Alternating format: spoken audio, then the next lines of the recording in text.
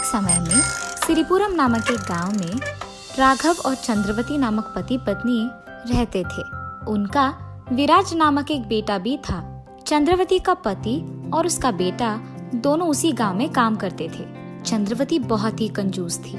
उसे कभी भी पैसे खर्च करना अच्छा नहीं लगता था, इसीलिए वो घर पे सिलाई करके पैसे कमाती थी। एक दिन उसके पति और बेटा दोनों काम के लिए जाते हुए चंद्रवती के पास जाकर पैसे पूछते हैं। माँ, मुझे अपने दोस्तों के साथ बाहर जाना है, मुझे 500 रुपए दीजिए ना। चंद्रवती, मुझे भी आज 100 रुपए की जरूरत है। उन दोनों के ऐसे पूछने पर वो अंदर जाकर पैसे लेकर बाहर आती है। बेटा, ये लो 100 रुपए, और सुनिए, ये लीजिए 10 रुपए। तुम दोनों ने पूछा इसलिए इतना तो भी पैसे मैंने दिया, वरना मैं ये भी नहीं देती। तुम दोनों को पैसे बचाना सीखना होगा। ऐसे चंद्रवती उन दोनों से बात करती है।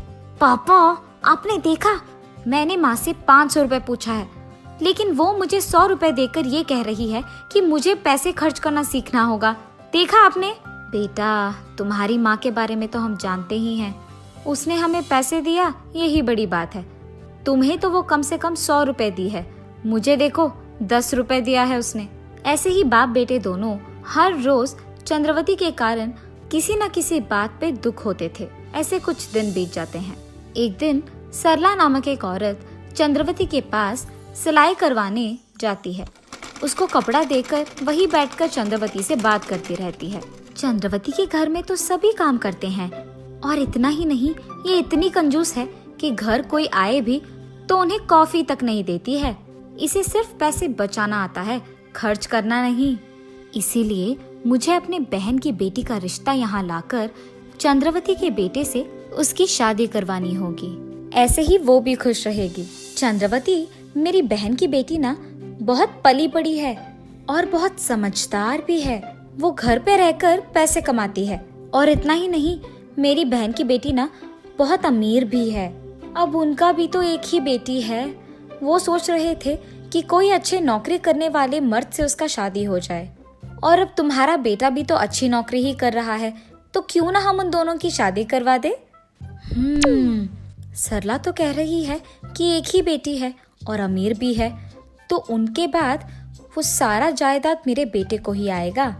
लग रहा है कि ये अच्छा ही होगा, तो मैं ऐसे करती हूँ, सबसे पहले मैं उनके घर जाकर ये देखती हूँ कि वो अमीर है कि नहीं, और उसके तुरंत बाद इन दोनों की शादी करवा दूंगी। ठीक है सरला, कल ही हम दोनों तुम्हारे बहन के यहाँ जाकर बात करेंगे। ये फैसला करके चंद्रवती अगले ही दिन सरला के बहन के घर जाकर उनका घर को बड़ा देख आश्चर्यचकित हो जाती है। खुशी से वो उसके घर जाकर उसके पति को जो कुछ भी हुआ समझाती है, और उसके तुरंत बाद कुछ ही दिनों में वो सरला की बहन की बेटी कल्पना से उसके बेटे का शादी करवा देती है। अब क्योंकि कल्पना नई नवेली बहू थी, चंद्रवती उसका बहुत अच्छा ख्याल रखती है। ऐसे कुछ दिन बीत जाते हैं। एक दिन चंद्रवती अपने बहू को रसोई घर में सब्जी काटते हुए देख उसके पास जल्दी जाती है। बाप रे कल्पना, तुम्हें इतनी सारी सब्जी काटने की क्या जरूरत थी? आज से तुम मुझे बताए बिना सब्जी मत काटो। फिलहाल तुम सिर्फ इन 4 टमाटर को काटकर खाना पकाओ, और उसमें मिर्ची पाउडर ज्यादा डालो, और बस सभी के लिए ये ठीक रहेगा। ऐसे कहकर वो उसके बहू के बगल में ही रहकर उससे सब्जी बनवाती। इतने में बाहर से सब्जी वाले को सुनकर कल्पना बाहर जाती है। कल्पना को वहां जाते देख चंद्रवती भी उसके पीछे वही जाती है। भैया, 1 डजन केले का सब्जी दीजिए। बेटा, 1 डजन केले के सब्जी का कितना दाम है? जी, वो 60 रुपए है। बाप रे, क्या 60 रुपए?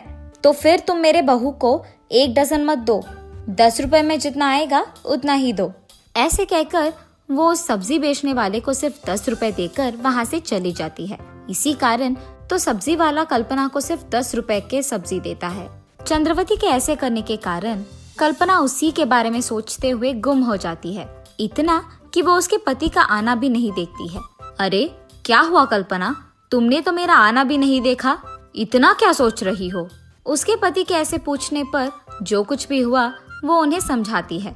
अरे कल्पना, तुम माँ के बारे में इतना सोच रही हो, फिक्र मत करो, माँ बचपन से ऐसे ही है, वैसे मैंने सोचा कि तुम्हें शादी से पहले ही माँ के बारे में सब कुछ पता है।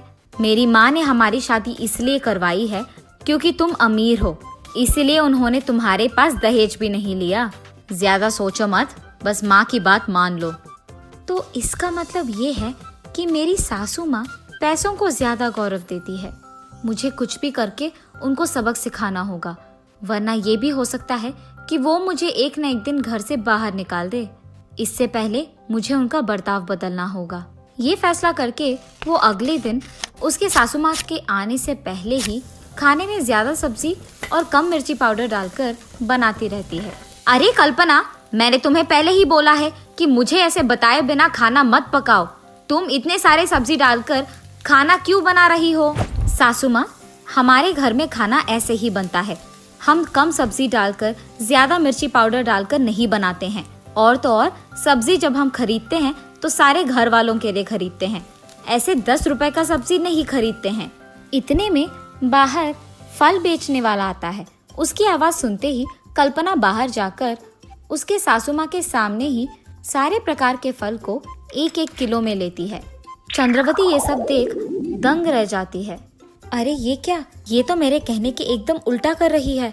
अब अगर मैं ज्यादा पूछूं तो शायद ये और पैसे खर्च कर देगी, इसीलिए मेरा चुप बैठना ही बेहतर है।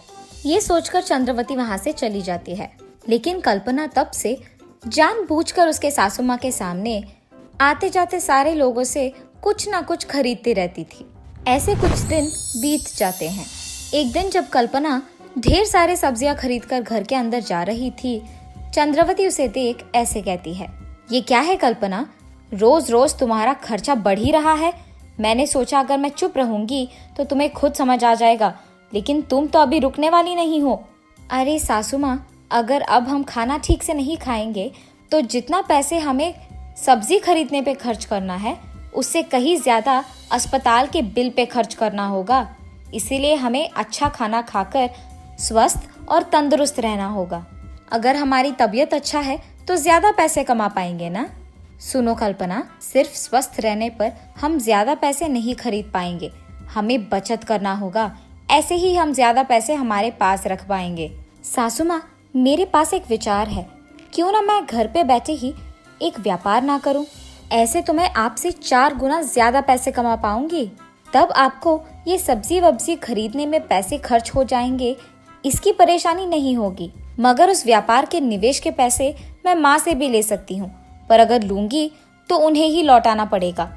पर अगर आप ये पैसे देंगे तो जो भी लाभ होगा सिर्फ हमें मिलेगा। बेटी, तुम कह रही हो कि इस व्यापार से हमें 4 गुना ज्यादा पैसे मिलेगा, तो फिर निवेश के पैसे अपनी माँ से लेने की क्या जरूरत है, मैं खुद तुम्हें दूंगी। ये कहकर वो पैसों की लालच में निवेश के पैसे कल्पना के हाथ में देती है। लेकिन सासू माँ, सिर्फ इतने पैसे काफी नहीं होंगे, हमें इस घर को गिरवी रख के उन पैसों को भी मिलाकर व्यापार शुरू करना होगा। चंद्रवती कल्पना के ऐसे कहने पर आगे पीछे सोचे बिना, उसके पति और बेटे को भी बताए बिना घर को गिरवी रख के आए हुए पैसों को कल्पना के हाथों में देती है। ये होकर 1 साल बीत जाता है। उसके बावजूद कल्पना कोई भी पैसे चंद्रवती को लाकर नहीं देती है। ये देख चंद्रवती परेशान हो जाती है। चंद्रवती कल्पना के पास जाकर उसके पैसे पूछती है। हाँ सासू माँ, आपने मुझे पैसे कब दिया, और आप मुझे भला देंगी भी क्यों? कल्पना के मुंह से ये बातें सुनकर चंद्रवती चौंक जाती है और उसके बेटे विराज को जाकर जो कुछ भी हुआ बताती है। माँ, आप फिक्र मत करो, मैं अपनी बीवी के पास जाकर ये पता करूंगा कि उसने आपके पैसे क्यों नहीं लौटाए। उसके माँ से ये कहकर विराज उसके कमरे में जाकर सोच में पड़ जाता है।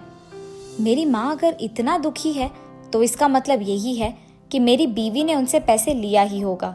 लेकिन मेरी बीवी तो अमीर है, वो माँ से भला पैसे क्यों लेगी? कल्पना से पूछकर भी कोई फायदा नहीं है, इसलिए मुझे ही उसके बारे में सच पता करना होगा। ये फैसला करके वो शहर में रह रहे उसके बीवी के रिश्तेदारों के पास जाकर सच का पता लगाता है।